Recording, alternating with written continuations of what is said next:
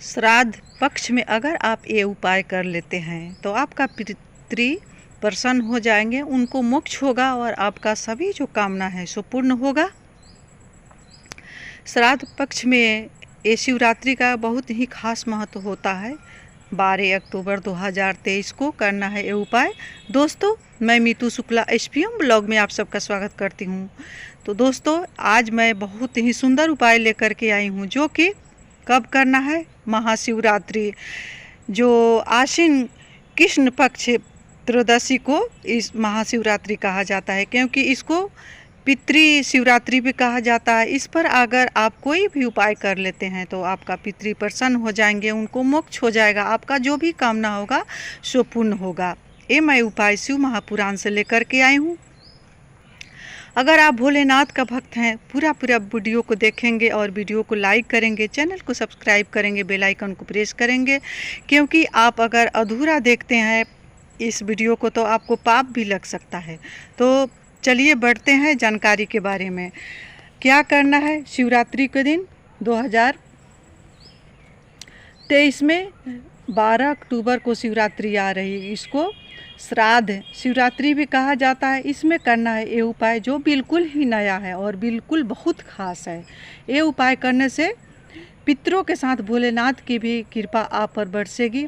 तो 3 दीपक वाला उपाय है दोस्तों। सबसे पहले इस उपाय को करना है। अगर आपका दीपक आटे का है तो बहुत ही खास है, क्योंकि आटे का दीपक से बहुत जल्दी भगवान प्रसन्न होते हैं और आटे का दीपक होता है बहुत शक्तिशाली होता है। क्या करना है, 3 दीपक को तैयार करना है।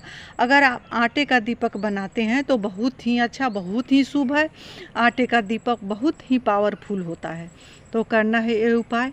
क्या करना है, गोल बत्ती लेना है। वो तीनों दीपक को तैयार करना है। उसमें क्या करना है, गोल बत्ती लेना है। 3 में दीपक में गोल बत्ती लेंगे और देसी गाय का घी उसमें डालेंगे। तीनों दीपक में देसी घी का गाय का घी डालेंगे। उसके बाद तीनों दीपक के एक प्लेट में रखेंगे। क्या कब करना है, प्रदोष काल में, क्योंकि इस साल प्रदोष का व्रत और मासिक शिवरात्रि एक ही दिन पड़ा हुआ है। प्रदोष का व्रत भी 12 अक्टूबर को ही रखा जाएगा और शिवरात्रि भी उसी दिन है। तो करना है ये उपाय।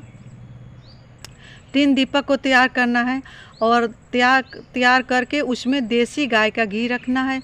सबसे पहला वाला दीपक अपने घर से ले करके निकले। अगर आपके आसपास में बेलपत्री है, कहीं भी बेलपत्री है, उसमें आपको एक दीपक को लगाना है। कैसे लगाना है दोस्तों, ये ध्यान से कि बेलपत्री का वृक्ष है सो बड़ा होना चाहिए, उसका छाया आपके ऊपर पड़ना चाहिए। ऐसा नहीं कि खड़े खड़े बेलपत्री के जड़ में, मूल में उस दीपक को जला दिए, इस तरह से नहीं करना है। वहाँ पर बैठ जाना है आराम से और दीपक को जलाना है।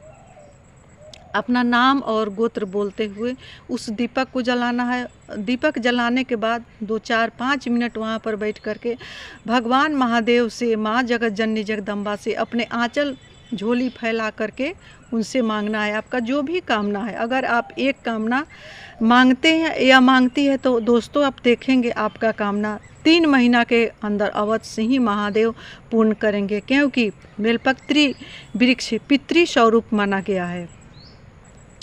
तो ये पितृ शिवरात्रि है। इस पर अगर आप ये उपाय करते हैं तो दोस्तों आपका जो भी कामना है उसको नाम और गोत्र बोलते हुए महादेव से प्रार्थना करेंगे और कहेंगे कि हे महादेव, मैं बहुत दिन से आपके बेलपत्री के मूल में, जड़ में दीपक जला रही हूँ। आज पितृ शिवरात्रि के दिन मैं ये दीपक जला रही हूँ। मेरी प्रार्थना को सुनना महादेव, मेरे मनोरथ को पूर्ण करना।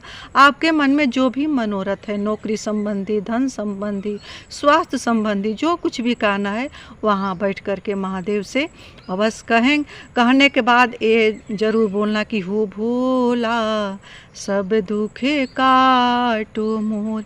इस तरह से महादेव से कहना है वहाँ बैठ कर के, और फिर चले जाना है महादेव भोलेनाथ का मंदिर में।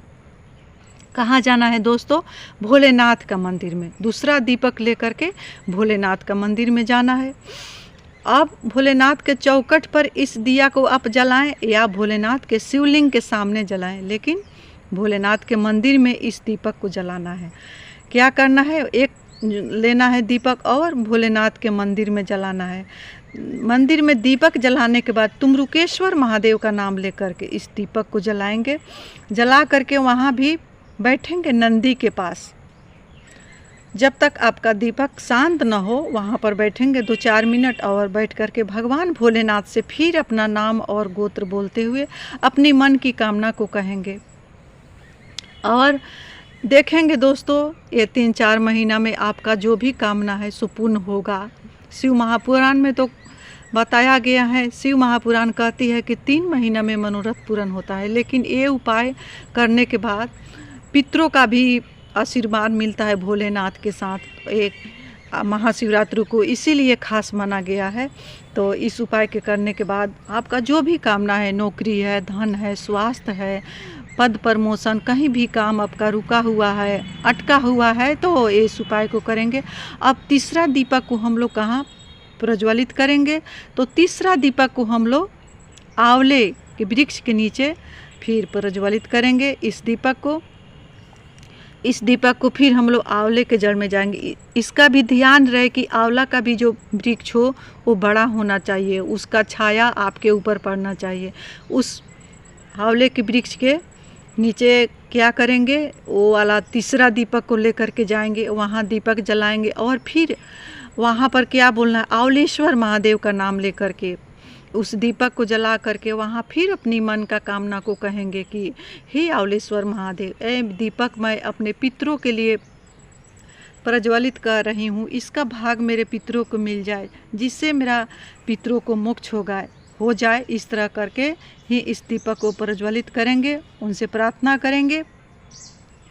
और उसके बाद प्रार्थना करने के बाद दोस्तों आप पाएंगे कि आपको इतना महादेव देंगे कि आप संभाल नहीं पाएंगे, क्योंकि ये पितृ शिवरात्रि है। इस पर किया गया जो भी आप करते हैं तो आपका पितृ उससे प्रसन्न होते हैं। जब पितृ को मोक्ष हो जाता है तो पितृ स्वर्ग लोक से, पितृलोक से फूल की वर्षा करते हैं। तो ये हुआ उपाय, पहला उपाय। और दोस्तों ये पितृ शिवरात्रि पर दूसरा उपाय है 5 बेलपत्री वाला, जो कि पुराना उपाय नहीं है, ये बिल्कुल नया उपाय है। और शिव महापुराण जो बताती है वही उपाय है, गुरु जी के बताया गया ये उपाय है। दोस्तों क्या करना है, 5 बेलपत्री लेना है। 5 बेलपत्री को लेकर के जाना है महादेव के मंदिर में। 1 कलश जल ले लेंगे तो और ही अच्छा है। 1 कलश जल लेंगे और 5 बेलपत्री को लेंगे। 5 बेलपत्री लेकर के जाएंगे और पहले अभिषेक करेंगे जल से अपने महादेव को। या आपके पास दूध है, दही है, शक्कर है, घी है तो ठीक है, नहीं तो जल ही महादेव के लिए काफ़ी है। इस तरह से अपने महादेव पर पहले जल अभिषेक करेंगे। अभिषेक करने के बाद पहला जो बेलपत्री है उसको कहाँ चढ़ाना है, जो अशोक सुंदरी जी का स्थान होता है उस स्थान पर उस बेलपत्री को चढ़ाना है। पहला बेलपत्री को चढ़ाना है, अपना नाम गोत्र बोलते हुए और अपनी जो मन की मनोरथ है, जिसके लिए आप बेलपत्री चढ़ा रहे हैं वह वहाँ पर बोलना है। बोलते हुए अशोक सुंदरी जी के पास चढ़ाना है, माता रानी से प्रार्थना करना है। अब दूसरा बेलपत्री कहाँ चढ़ाना है, माता रानी के हस्त कमल पर चढ़ाना है। माँ गिरजा, माँ पार्वती, माँ भवानी के हस्त कमल पर चढ़ाना है दूसरी वाली बेलपत्री। ध्यान रहे वो दूसरी वाली बेलपत्री का जो ऊपरी भाग है, एक साइड का जो पत्ता है, जो बीच वाली पत्ती है, सो शिवलिंग में टच होना चाहिए। ये 2 बेलपत्री का जो पत्ती है सो शिवलिंग में टच होना चाहिए। वहाँ भी माँ गिरजा, माँ भवानी से प्रार्थना करेंगे।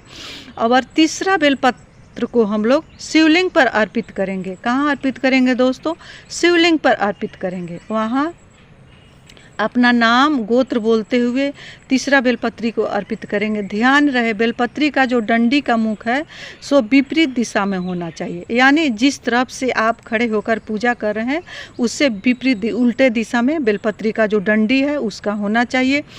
और मुख जो है बेलपत्री का सो अपने तरफ होना चाहिए। इस तरह से महादेव पर बेलपत्री को अर्पित करेंगे, फिर महादेव से प्रार्थना करेंगे। और चौथा बेलपत्री को कहाँ अर्पण करेंगे दोस्तों, चौथा बेलपत्री को बिल्कुल नया जगह है, ध्यान से देखेंगे। चौथा बेलपत्री को अर्पित करना है जहाँ से जलाधारी का पानी नीचे गिर कर के जाता है, जहाँ से नली से हो कर के बाहर की तरफ जाता है पानी, वहीं पर इस बेलपत्री को अर्पित करना है। जहाँ महादेव का जो पानी गिरता है उसके ठीक धरती पर वहीं नीचे इस बेलपत्री को अर्पित करना है। फिर अपना नाम गोत्र बोलते हुए इस बेलपत्री को अर्पित करना है। और इसमें ध्यान रहे कि अपना फिर नाम और गोत्र बोलें, क्योंकि जहाँ से जलाधारी का पानी नीचे बह करके नली की तरफ से बाहर जाता है वहाँ पर पितरों का वास होता है। ये बेलपत्री हम लोग पितरों के लिए चढ़ाते हैं। तो ये रहा चौथा बेलपत्री। फिर वहाँ अपना पितरों से प्रार्थना करेंगे, महादेव से प्रार्थना करेंगे। और पांचवा बेलपत्री अपने नंदी भगवान को समर्पित करेंगे। नंदी भगवान का जो पैर ऊपर की तरफ उठे हुए रहता है, भोलेनाथ के सामने जो पैर रहता है उसी पैर पर ये पांचवा बेलपत्री को अर्पित करेंगे। ध्यान रहे डंडी का मुंह अपने तरफ होना चाहिए। इस तरह से नंदी भगवान से प्रार्थना करेंगे और नंदी भगवान के सामने बैठेंगे 2-4-5 मिनट और महादेव को एक टक से देखेंगे। वहाँ पर आप प्रार्थना करें या कुछ न बोले, नंदी का पैर दोनों पकड़ के और महादेव को सीधे निहारते रहेंगे। इतना ही करने मात्र से भोलेनाथ क्या देंगे कि आप ही जानेंगे, क्योंकि ये बहुत ही अचूक उपाय है जो ये श्राद्ध शिवरात्रि पर किए जाने वाला ये उपाय है दोस्तों। ये दूसरा उपाय है। और तीसरा उपाय है जिसको दोस्तों अवश्य ही करना चाहिए ये पितृ शिवरात्रि पर, क्योंकि कोई शिवरात्रि पर किया जाए या ना किया जाए, अगर पितृ शिवरात्रि पर ये उपाय कर लेते हैं तो महादेव के साथ पितरों की भी कृपा बनी रहती है। तो क्या करना है दोस्तों, एक लौंग और एक काली मिर्च वाली उपाय है। क्या करना है, एक दीपक में उसको एक लौंग और एक काली मिर्च को डालेंगे। इसमें कोई नहीं है कि आप गोल बत्ती भी डाल सकते हैं, लंबा बत्ती भी डाल सकते हैं, लेकिन ध्यान रहे देसी गाय का घी ही होना चाहिए। क्या करना है, एक बत्ती लेना है, दीपक तैयार करना है और उसमें एक लौंग उसमें डाल दीजिए और एक काली मिर्च उसमें डाल करके अपने आपके घर के आसपास अगर शमी वृक्ष है तो उसमें आप इसको अवश्य ही प्रज्वलित करेंगे और अपना नाम गोत्र बोलते हुए आपका जो भी मन का कामना है उसको कहते हुए किस नाम से इस दीपक को प्रज्वलित करना है दोस्तों, तुमरुकेश्वर महादेव का नाम लेकर इस दीपक को प्रज्वलित करना है। कहाँ प्रज्वलित करना है, शमी वृक्ष के जड़ में इस दीपक को प्रज्वलित करना है। वहाँ पर फिर कुछ 1-2 मिनट बैठे और प्रार्थना करें, श्री शिवाय नमस्तुभ्यम कह करके आप प्रार्थना करें तुमरुकेश्वर महादेव का नाम लेकर के कि हे तुमरुकेश्वर महादेव, मेरा काम इतने लंबे समय से अटका हुआ है, इसको आप सफल करना, पूर्ण करना, या आपका जो भी मन का कामना है उसको महादेव से, तुमरुकेश्वर महादेव से बोलना है और दीपक को प्रज्वलित करना है। दोस्तों ये बहुत ही अचूक उपाय है, इसमें कोई आडंबर दिखावा नहीं है, शास्त्रों पर आधारित है, मेरी शिव महापुराण का ये बताया गया उपाय है। दोस्तों अगर आप इस उपाय को कर लेते हैं, तीनों उपाय में से अगर एक भी आप उपाय कर लेते हैं तो महादेव इतना देगा कि आप संभाल नहीं पाएंगे। तो दोस्तों यही रहा मेरा उपाय। तो अगर इस उपाय को करने में कहीं भी आपको दिक्कत होगा, समझ में नहीं आएगा, तो आप कमेंट के ज़रिए पूछ सकते हैं। और वीडियो कैसा लगा सो अच्छे कमेंट के माध्यम से अवश्य बताएंगे। इसी के साथ मैं महादेव के चरणों में अपनी वाणी को विराम दे रही हूँ। मिलती हूँ अगले वीडियो में, तब तक के लिए इतना ही। आप जहाँ कहीं भी रहें स्वस्थ रहें, खुश रहें, सुरक्षित रहें।